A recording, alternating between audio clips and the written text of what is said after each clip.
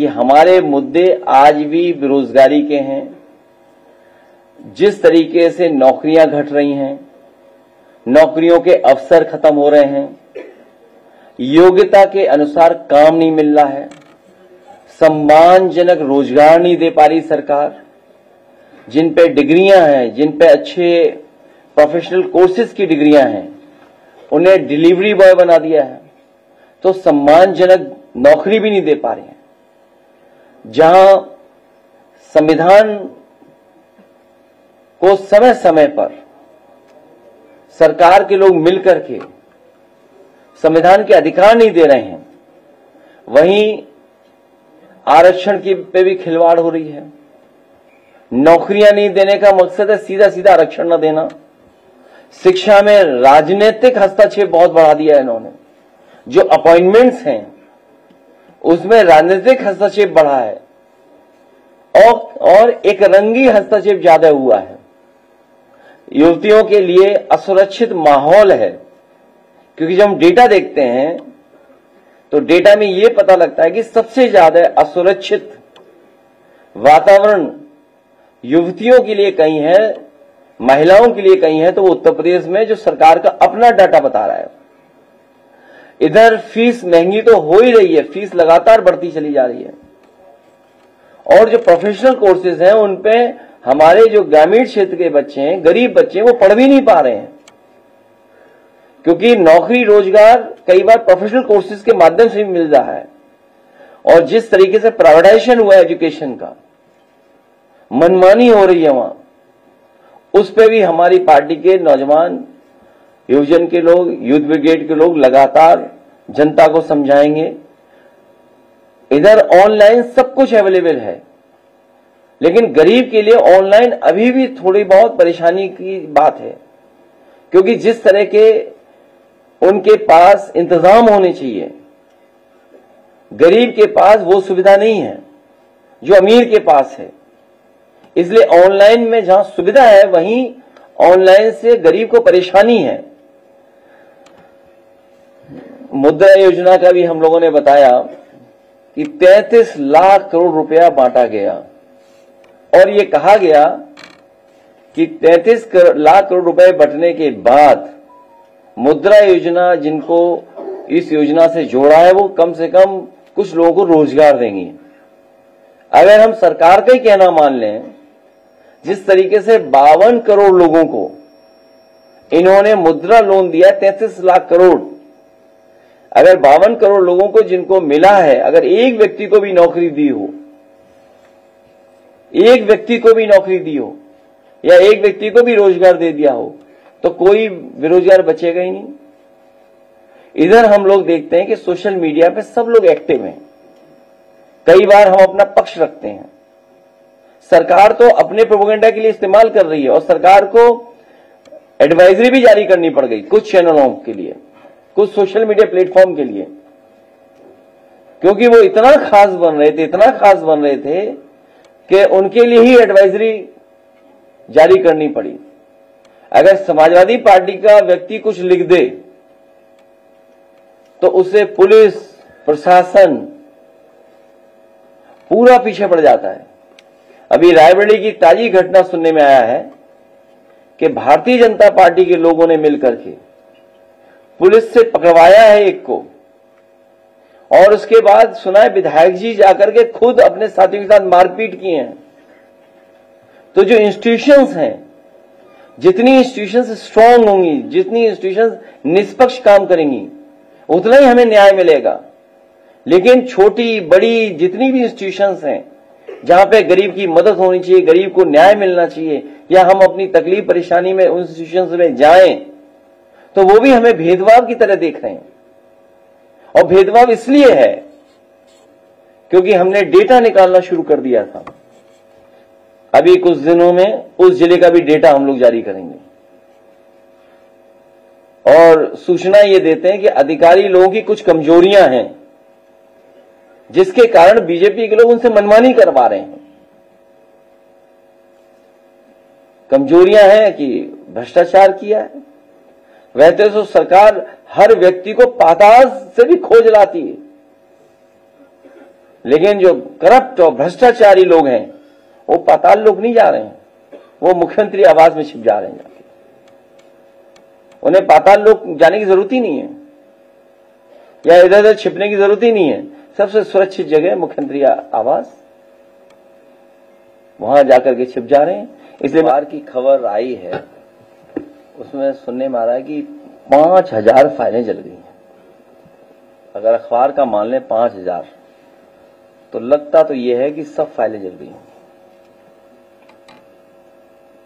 भ्रष्टाचार और आरक्षण से जो खिलवाड़ हुई है, जो धांधली की है, उसकी वजह से ये आग लगी। कोई जांच होनी चाहिए इसमें, जांच से ही आशंका दूर होगी। जांच हो तभी आशंका दूर हो पाएगी।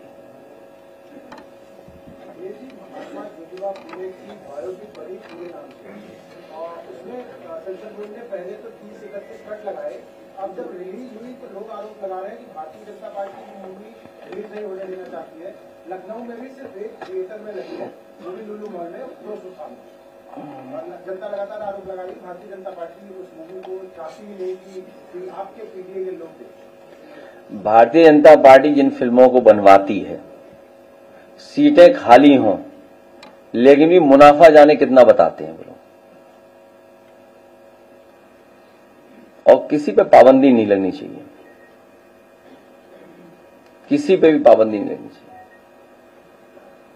इसीलिए हम लोग पीडीएस संकल्प के माध्यम से सामाजिक न्याय के राज की स्थापना हो, उस संकल्प को लगातार हम लोग दोहराते रहेंगे।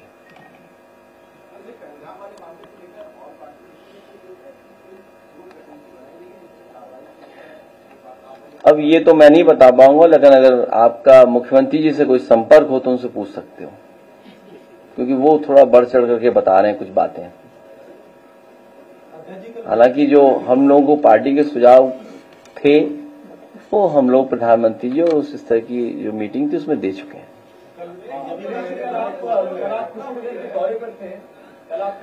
क्या हुआ? आपका जो सुगम त्रिवेदी के घर जाने वाला जो बयान था, सिर्फ वही पोस्ट किया गया था कि उस परिवार से मेरा कोई संबंध नहीं है, और उसमें कई सारे स्टेटमेंट लिखे थे, शर्म आने चाहिए। अरे तुम जवाब मत दो अभी, क्या सवाल किया था जो जवाब आ गया है?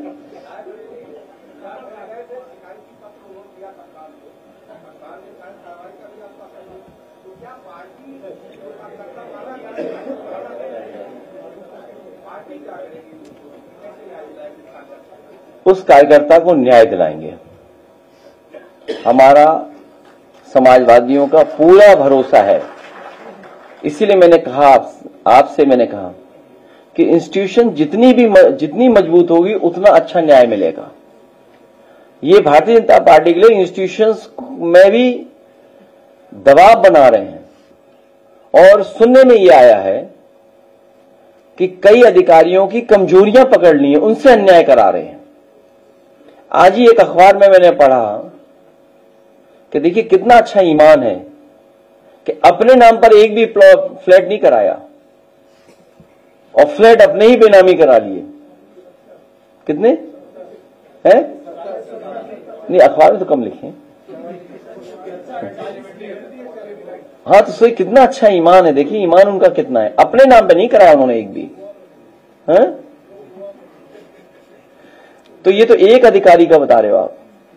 एक बार मैंने क्या कहा था आपसे, याद कीजिए, कि सब बाहर के प्रदेश के अधिकारी लगाए हैं यहां पर उत्तर प्रदेश में, और उत्तर प्रदेश से भ्रष्टाचार कर करके इन्वेस्टमेंट दूसरे स्टेट में कर रहे हैं।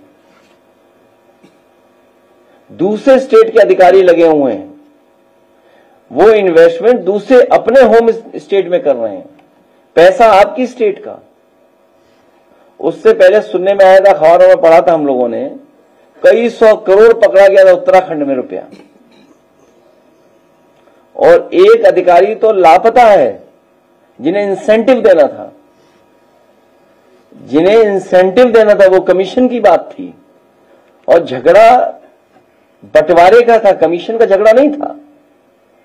बंटवारा किस किस स्तर पे होना था, उसकी वजह से ये सब बातें थी।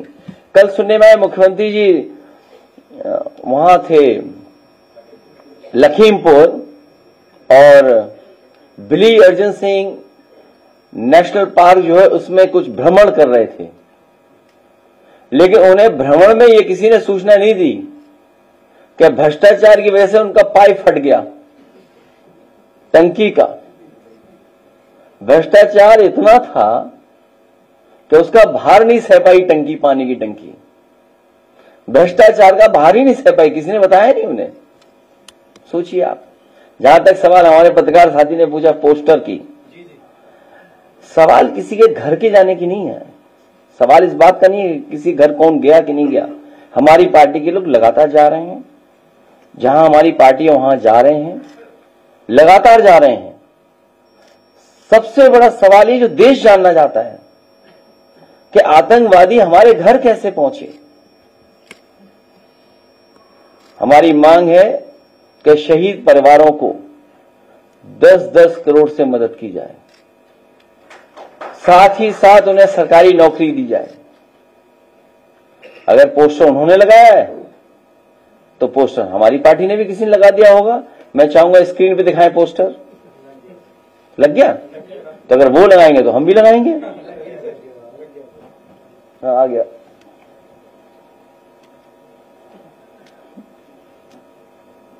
तो ये लोग अपनी नाकामी पर पर्दा डालना चाहते हैं। भारतीय जनता पार्टी के लोग अपनी नाकामी पर पर्दा डालना चाहते हैं और ध्यान भटकाना चाहते हैं ये पोस्टर लगा करके। इस देश का बच्चा बच्चा जान गया है, इस देश का बच्चा बच्चा जान गया है कि सरकार की नाकामी थी जिसकी वजह से इतनी बड़ी घटना हुई है। इंटेलिजेंस फेलियर था, फौज नहीं पहुंची या जानकारी नहीं मिली, जो सुरक्षा के इंतजाम होने थे वो इंतजाम सरकार ने नहीं किए। अब तो देश का बच्चा बच्चा जान रहा है। पहलगांव के साथ साथ पुलवामा की भी चर्चा जनता कर रही है। हम और आप लोग बोलें न बोलें, दिल में क्या है वो हम ऊपर आने दें ना आने दें चेहरे के भाव पर, लेकिन इधर जनता ने सुना है कि पहलगांव के साथ साथ पुलवामा की भी चर्चा जनता करने लगी है। और इस देश का बच्चा बच्चा जानता है कि इंटेलिजेंस फेलियर था, सरकार की नाकामी थी। ये जितना भी होर्डिंग पोस्टर लगाना चाहते हैं ये ध्यान भटकाने के लिए या बात कुछ और चलने लगे। अब तो मीडिया वाले भी साथ नहीं दे पा रहे हैं बीजेपी का।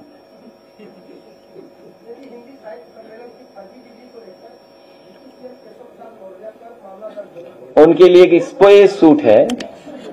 मैं इलाहाबाद प्रयागराज में एक स्पेस सूट देखा हूं, कहीं आपको बनता हो मिलता हो बता दो तो हम उन्हें स्पेस सूट भिजवा दें। इस प्लेनेट के अलावा दूसरे प्लेनेट पर रहें तो ज्यादा अच्छा रहेगा। उनके लिए तो स्पेस सूट है बस, और कोई इलाज नहीं उनका। बनाने का आपकी सरकार ने अहम भूमिका निभाई थी। इसके जैसे तमाम प्रतिष्ठान है जिसमें आपने भूमिका निभाई है, वहां पर आप ही को बैन किया जा रहा है। JPNIC सेंटर इसका उदाहरण है, कुशीनगर के एयरपोर्ट इसका उदाहरण है। क्या बताएं सरकार के लिए, अब कोई इच्छा नहीं है बोलने की। अब साजिश है आपको नहीं, मुझे जो जानकारी मिली मुझे ये कहा कि विजिबिलिटी नहीं है, वहां विजिबिलिटी नहीं है, ये जानकारी दी गई।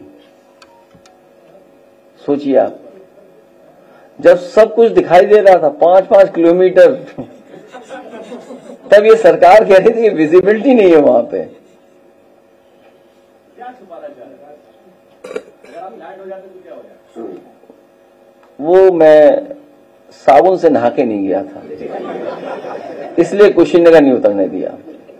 अगर मैं शैम्पू से नहा के जाता, साबुन लगा के जाता, तो मुझे कुशीनगर एयरपोर्ट पे उतरने देते।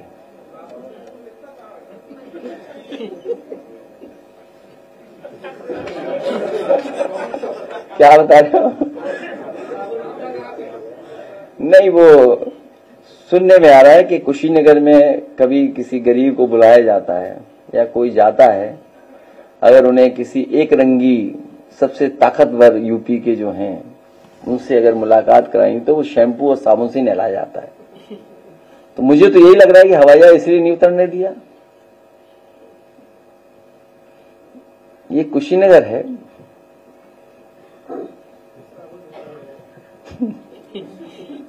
क्या ये सच है वहां है कि साबुन और शैम्पू से नहाओगे तभी मिल सकते हो किसी से?